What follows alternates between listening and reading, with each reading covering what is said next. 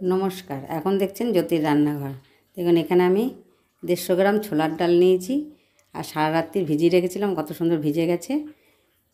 আর এইখানে নিয়েছি আমি 1 কাপ দুধ আর এখানে ছোট একটা নারকেলের হাফ মালা কুড়িয়ে নিয়েছি। দেখতে থাকুন, সঙ্গে থাকুন, আমি কি করতে চলেছি তাহলে দেখতে পাবেন। দেখুন এখানে আমি একটা মিক্সির জার নিয়েছি। আমি এই জল ঝরিয়ে ডালগুলো সব এই মিক্সির জারে দিয়ে দেবো একে একে। দেখুন আমি মিক্সির জারে সব নিয়ে নিয়েছি। ছোলার ডালগুলো দেখুন সারা রাত্রি ভিজে কত বড় হয়েছে।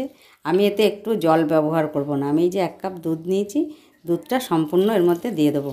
যদি আরেকটু দুধ লাগে তাহলে দেবো, কিন্তু জল 1 ফোঁটাও আমি এতে ব্যবহার করব না। আমি এটা ঘুরিয়ে নিয়ে এসে আপনাদের দেখাচ্ছি। দেখুন একদম প্লেন একটা পেস্ট করে নিয়েছি আমি। চলুন এবার গ্যাসে ফিরে যাই। এতে অনেক উপকরণ দেব। কি করতে চলেছি দেখতে থাকুন, সঙ্গে থাকুন। সকলের কাছে অনুরোধ রইল লাইক দিয়ে পুরো ভিডিওটি দেখুন।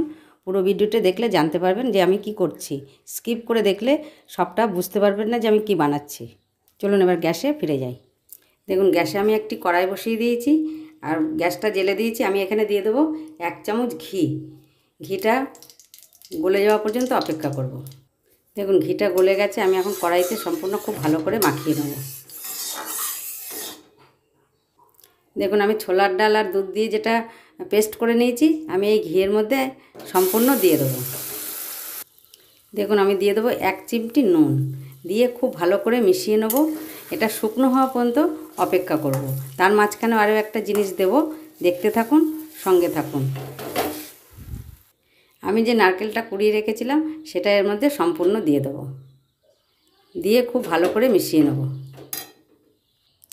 দেখুন এখানে আমার 150 গ্রাম খোয়া ক্ষীর আছে। এইটি আমি ঘষুনিতে ঘষে এর মধ্যে দেব। দেখতে থাকুন, সঙ্গে থাকুন। দেখুন আমি সম্পূর্ণ খোয়া ক্ষীরটা ঘষে নিয়ে এসেছি, সম্পূর্ণ এর মধ্যে আমি দিয়ে দেবো, দিয়ে খুব ভালো করে মিশিয়ে নেব। দেখুন সম্পূর্ণ এর মধ্যে ভালো করে মিশিয়ে নেব।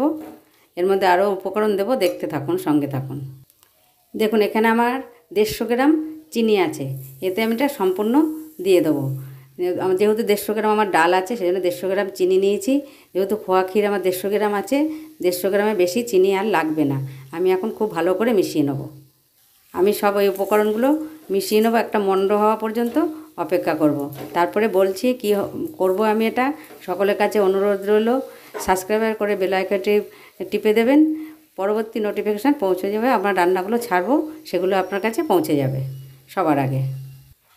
এই পর্যায়ে দিয়ে দেবো আরও 1 চামচ ঘি দিয়ে দেবো। ঘিটা দিয়ে খুব ভালো করে মিশিয়ে এই পর্যায়ে দিয়ে দেবো আমি এলাচের গুঁড়ো করে নিয়েছি 6টা এলাচ। আমি একটু হামলদিস্তায় গুঁড়ো করে নিয়েছি, সম্পূর্ণ এর মধ্যে দিয়ে দেবো। দিয়ে সবগুলো খুব ভালো করে মিশিয়ে নেবো আর একটু শুকনো হওয়া পর্যন্ত অপেক্ষা করছি। দেখুন আমি একদম গ্যাস একদম কমিয়ে রেখেছি, বাড়ালে পুড়ে যাবে। এই জন্য আঠালো আঠালো হয়ে এসছে। আর একটু হলেই আমি নাবিয়ে আপনাদের দেখাবো। দেখুন এবার আঠালো আঠালো হয়ে গেছে, এবার নাবিয়ে আপনাদের দেখাবো। দেখুন এখানে আমি একটা স্টিলের থালা নিয়ে নিয়েছি, থালাতে আমি ঘি মাখিয়ে নিয়েছি। এখন হাতে আমি একটু ঘি মাখিয়ে এটা হাতে চেপে চেপে দেবো। এখন গরম আছে তো পুরো থালায় আমি চেপে চেপে দেবো। দেখুন আমি খুন্তি দিয়ে এরকম সব সমান করে দিয়েছি। আমি এখন ঠান্ডা হওয়া পর্যন্ত অপেক্ষা করব।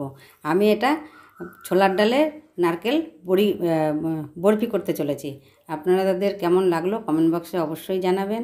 ছোলার ডাল আর নারকেলের বরফিটা কেমন লাগলো। এটা আমার মা দিদার থেকে শিখেছিলেন, মায়ের থেকে আমি শিখেছি। করে আপনাদের দেখাচ্ছি। এটা বহু বছরের পুরনো। আমাদের মিষ্টির দোকান তখন অনেক দূরে ছিল, 1 মাইল দূরে। ওই জন্য আমার মা ঘরে এগুলো বানিয়ে রাখতেন। আমরা একটু বললে তখন এগুলো আমাদের দিতেন। লোকজন এলেও চট করে কেউ মিষ্টির দোকানে যাওয়ার লোক ছিল না, বউরাও তখন দোকানে যেতেন না, সেই জন্য বানিয়ে ঘরে রাখতেন। আপনাদের কেমন লাগলো অবশ্যই জানাবেন কমেন্ট বক্সে। ঠান্ডা হওয়া পর্যন্ত অপেক্ষা করব।